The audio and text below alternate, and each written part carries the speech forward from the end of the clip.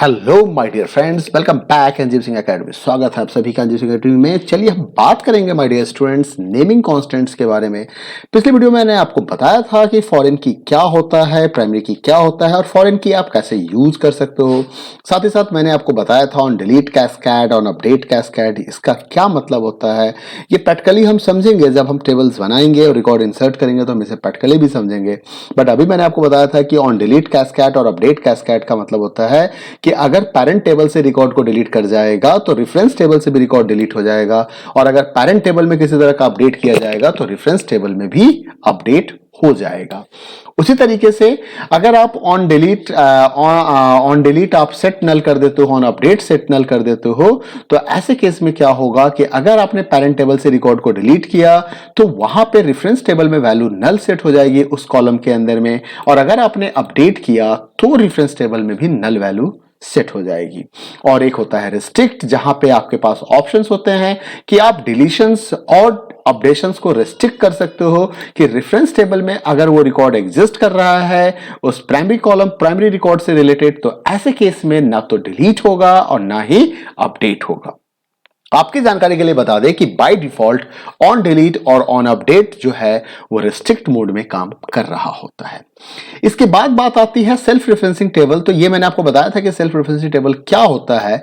जब किसी एक टेबल के अंदर में एक कॉलम उसी टेबल के दूसरे कॉलम से रेफरेंस्ड होता है, रिलेटेड होता है, तो ऐसे केस में हम उसे सेल्फ रेफरेंसिंग टेबल के नाम से जानते हैं। नेमिंग कांस्टेंट्स का मतलब क्या है कि कई बार क्या होता है कि आप जब कांस्टेंट्स डिफाइन कर रहे होते हो तो कांस्टेंट्स को आप डिलीट भी करना चाहते हो, रिमूव भी करना चाहते हो, तो ऐसे केस में हम कांस्टेंट्स को नाम दे सकते हैं। तो कांस्टेंट कैन बी नेम्ड। क्या कह रहा है कि कांस्टेंट्स को एक नाम दिया जा सकता है। कैसे? With the help of the create table command. Advantage क्या है कि that constants can be easily deleted और अपडेटेड। देखो इस चीज को ध्यान रखना है कि what are the advantage of delete and naming the constant. You can easily delete and update using the alter table. अब डिलीट और अपडेट किसकी मदद से करेंगे? अल्टर टेबल की मदद से करेंगे। कांस्टेंट किस कमांड की मदद से क्रिएट करेंगे?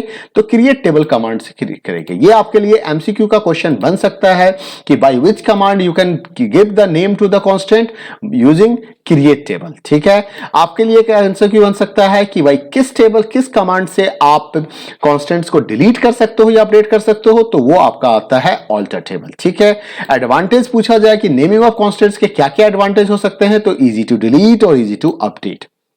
अब है कि कांस्टेंट्स को नाम देने के लिए हमेशा हमें कांस्टेंट कीवर्ड को यूज करना पड़ता है, और ठीक उसके बाद एक प्रॉपर कांस्टेंट्स नेम प्रोवाइड किया जाता है बिना किसी स्पेस के। जैसा कि आप देख सकते हो कि एक टेबल टीचर क्रिएट किया जा रहा है, यहां पे आपका कांस्टेंट्स यूज हुआ, यहां भी आपका कांस्टेंट्स यूज हुआ, डिफॉल्ट कांस्टेंट्स यूज हुआ, यहां पे date of birth, date, data type, department number, integer.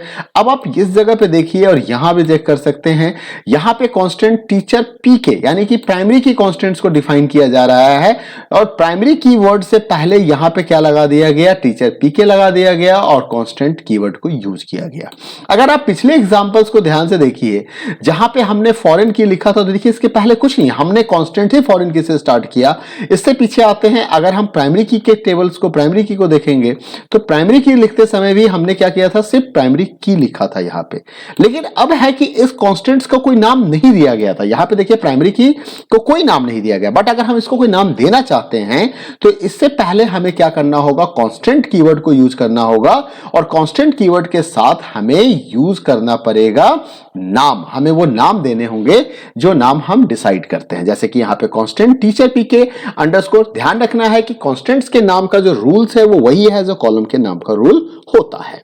उसके बाद डिपार्टमेंट आईडी। अब यहां पे फॉरेन की कांस्टेंट्स में आ गया, बस इतना ही अटैच किया गया है, बाकी सेम सिंटेक्स है। Foreign key, department number, references, department ID, on delete set null, on update set null. ठीक है, अब आती है बात ड्रॉप टेबल कमांड की, कि अगर किसी टेबल को ड्रॉप करना है तो आप कैसे डिलीट कर सकते हो। This command is used to delete the tables. For example, suppose drop the teacher table, then command would be drop table teacher. ये cascade, this teacher table would be dropped and with the cascade option, that is all the constants that refer this table would also be automatically drop. अब इसका एक फायदा क्या मिला कि अगर टीचर टेबल से रिलेटेड कोई कांस्टेंट्स क्रिएट किया गया है तो वो भी साथ में डिलीट हो जाएगा। That is the advantage of using the cascade. तो कैस्केड कीवर्ड को याद रखना है कि by which keyword can be use with the drop table commands to remove the constants related to that table, तो उसके लिए हम कैस्केड यूज करते हैं।